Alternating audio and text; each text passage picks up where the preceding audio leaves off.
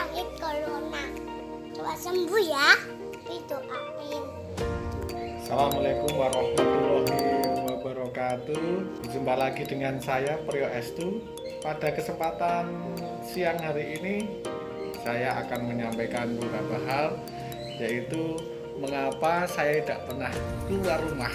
Ya, pastinya teman-teman semuanya penasaran ya. Jadi ceritanya seperti ini. Pada tanggal 18, kalau tidak tanggal 17, saya bekerja di sekolahan, kemudian bersama teman-teman saya. Kemudian beberapa hari saya diberi kabar telepon, ternyata teman saya ada yang positif. Teman saya ada yang positif, kemudian saya harus melaksanakan karantina mandiri terlebih dahulu. Dari hari Sabtu, saya ingat itu diberitahukan setelah Natal. Pada saat itu teman saya dinyatakan positif tanggal tidak salah Kamisnya. Setelah itu saya di swab ya pada hari Senin di Puskesmas Panjatan. Kemudian kira-kira apa hasilnya? Hasilnya adalah pada Rabu tanggal 30 kan nggak salah, itu hasilnya adalah positif COVID-19 ya. Saya saat itu sangat sedih sekali ya, tapi tidak apa-apa. Oke teman-teman, pada kesempatan hari ini saya akan menyampaikan apa saja aktivitas-aktivitas yang dilakukan oleh penderita COVID. Simak video berikut ini ya. Ini adalah ruangan saya dinyatakan pada tanggal itu, kemudian harus isolasi mandiri, tidak karantina, isolasi mandiri ya. Perbedaannya apa? Yaitu kalau isolasi itu disendirikan dengan keluarga yang lain di rumah, pakai masker, tidur sendiri. Nah ini saya tidurnya di sini. Nah sini tempat kerja saya di sana. Nah itu ada mic, ada speaker, itu ada penyeimbang otak kanan dan otak kiri saya supaya tidak stres ya. Intinya adalah tidak boleh stres ketika ini adalah perlengkapan saya ketika di sini. Kemudian saya juga beribadahnya juga di sini ya, di sini olahraga sederhana saja. Oke. Simak videonya satu persatu akan saya jelaskan secara detail. Oke, terima kasih.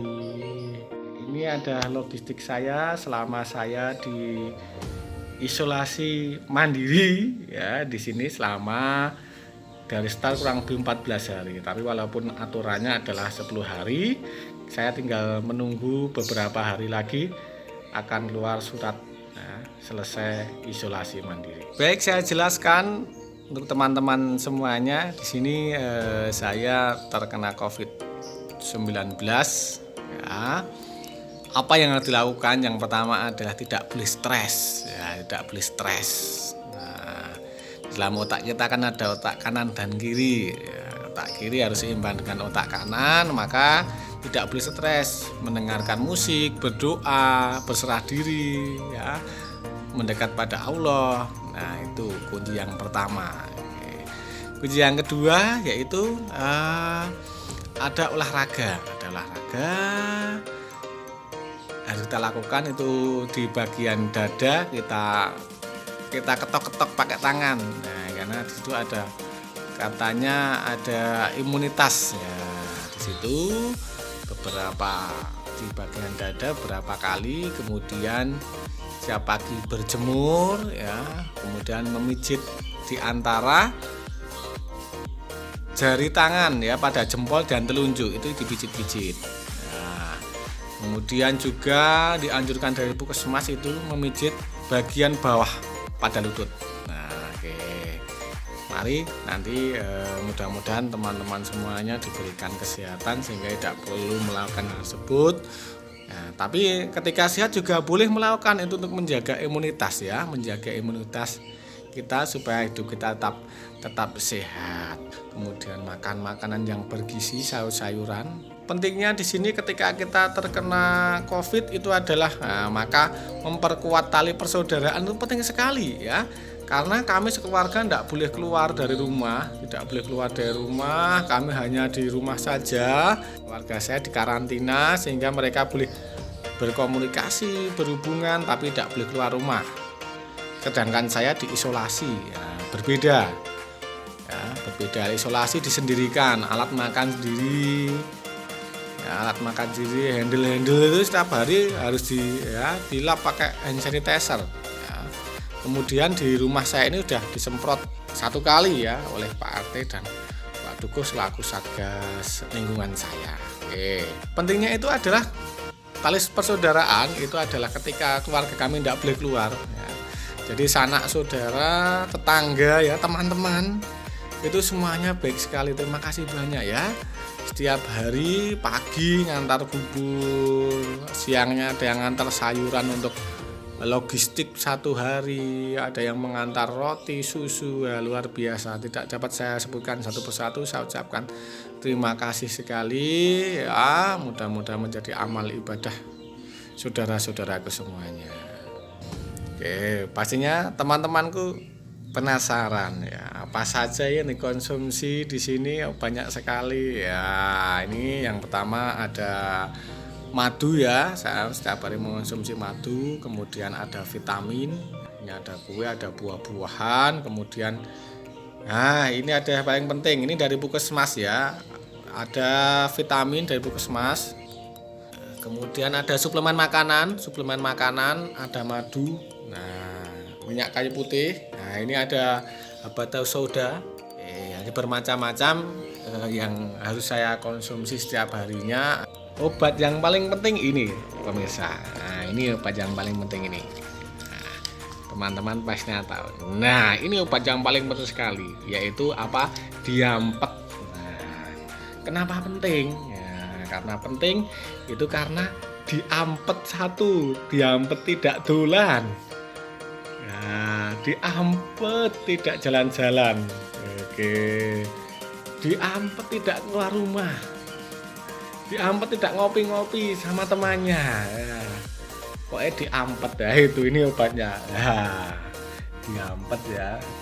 Oke, kita lanjut. Nah, ini walaupun sederhana, saya olahraga menggunakan ini ya, yaitu pir yang saya tarik kemudian sama barbel untuk menjaga kesehatan saya supaya tetap sehat dan fit. Nah, walaupun menjalani isolasi mandiri di rumah.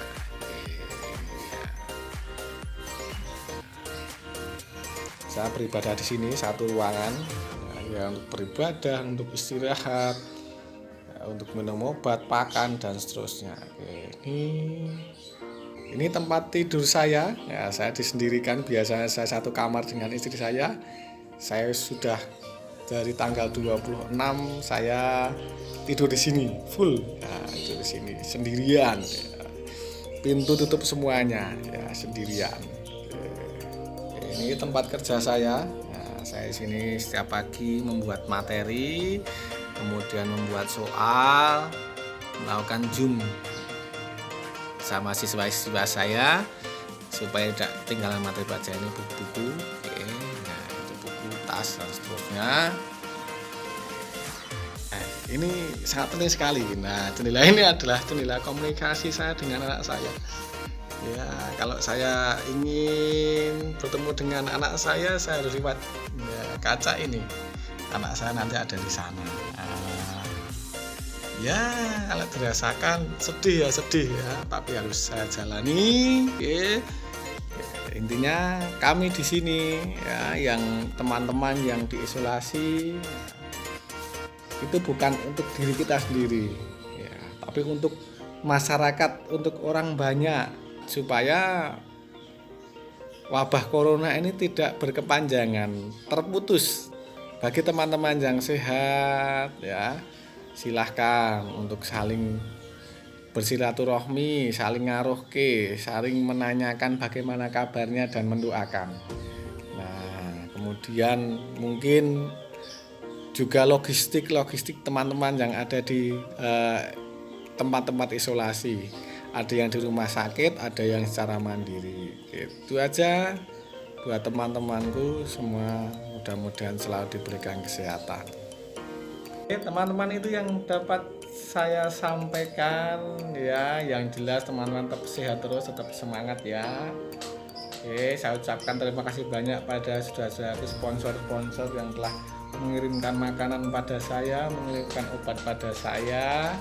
Mudah-mudahan menjadi amal ibadah teman-teman dan saudara semuanya. Terima kasih atas semangatnya.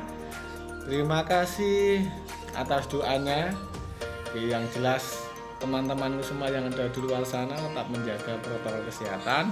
Yang pertama ada jaga jarak, yang kedua ada pakai masker, yang ketiga ada sering mencuci tangan dengan air yang mengalir dan menggunakan sabun supaya kuman atau virus yang ada di tangan kita mati. Kemudian saya walaupun satu rumah dengan istri dan anak saya dipisahkan dan saya setiap hari harus pakai masker. Nah, saya biasanya pakai masker kain. Saya suka dengan masker kain. Kenapa? Karena masker kain itu satu ada lapisannya. Lapisannya juga ada dua, sama dengan medis yang sekali pakai. Kemudian perbedaannya adalah kalau masker kain kita cuci pakai deterjen itu selesai, kuman mati. Tapi kalau yang ini, nah ini ada prosesnya. Jadi teman-teman harus tahu nih. Nah, ini ada pendidikan edukasi ya berkaitan dengan masker. Nah, kalau seperti ini nanti yang pertama ada kita sobek, kita rusak supaya nanti kalau kita buang tidak dipakai oleh orang lain lagi. Nah, karena masih ada oknum yang kurang bertanggung jawab. Kalau bagusnya adalah kita sobek, kita cuci, kita sobek. Nah, kita itu timbun di tanah. Oke, pesan saya tetap jaga kesehatan semuanya, jangan lupa bahagia karena bahagia itu penting sekali ya. Nah, kalau tanya bagaimana rasanya positif itu, kalau secara tubuh sehat, ya secara tubuh sehat, tapi kadangkala secara pikiran kita yang terganggu. Bagaimana dengan usaha saya, bagaimana dengan nanti pertemanan saya, karena orang lain bisa takut ya. Nah, seperti itu. Takut itu boleh, ya, takut itu boleh. Itu demi untuk kebaikan supaya lebih disiplin protokol kesehatan. Tapi ketakutan tidak boleh sampai berlebih. Ada yang positif lewat depan rumahnya motor banter. Ya, itu enggak masalah, kita lewat, kita berkunjung, yang penting protokol kesehatan ya, jaga jarak seperti itu. Nah, oke. Pesan saya silahkan tetap menjaga kesehatan teman-teman. Oke, terima kasih, selamat melanjutkan aktivitas. Kita bertemu lagi di lain waktu. Sebentar lagi saya sudah bisa keluar, yang nantinya kita akan melaksanakan tugas-tugas seperti biasa, yaitu bekerja. Oke, seperti saja saya akhiri. Assalamualaikum warahmatullahi wabarakatuh.